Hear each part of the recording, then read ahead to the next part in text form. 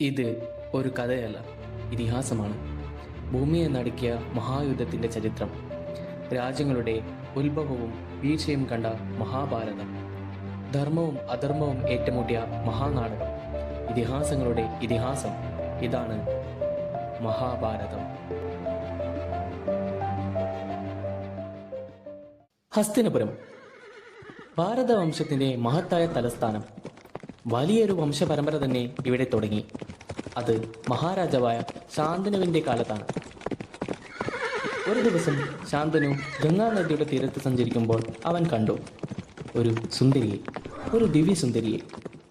അവളാണ് ഗംഗാദേവി, നദികളുടെയും ജലത്തിൻ്റെയും ദേവി. ശാന്തനുവിൻ്റെ ഹൃദയം അവളെ കണ്ടപ്പോൾ തന്നെ തോൽക്കുകയായിരുന്നു. രാജാവ് ശാന്തനു ഗംഗാദേവിയോട് വിവാഹം കഴിക്കാൻ പ്രാർത്ഥിച്ചു. അവൾ സമ്മതിച്ചു, പക്ഷേ ഒരു വ്യവസ്ഥയോടെ. മഹാരാജ, ഞാൻ നിങ്ങളോടൊപ്പം ജീവിക്കും, പക്ഷേ ഒരിക്കലും എന്നോട് ഒന്നും ചോദിക്കാൻ പാടില്ല.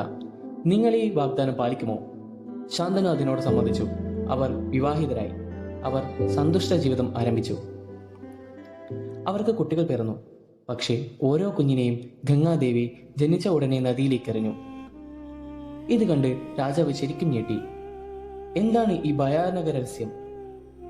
അവസാനം 7ാമത്തെ കുഞ്ഞിനെ നദിയിലേക്ക് എറിയുന്നതിന് മുമ്പ് ശാന്തനു ഗംഗയെ തടഞ്ഞു. രാജ, നിങ്ങൾ വാഗ്ദാനം മറന്നു. ഞാൻ ഇനി ഇവിടെ താമസിക്കില്ല, പക്ഷേ നിങ്ങളുടെ മകനായ ദേവവ്രതനെ നിങ്ങൾക്ക് നൽകാം. കാലം കടന്നു പോകുമ്പോൾ ദേവവ്രതൻ ഭീഷ്മനായി. മഹാഭാരതത്തിലെ ഏറ്റവും ശക്തിയേറിയ യോദ്ധാവ്.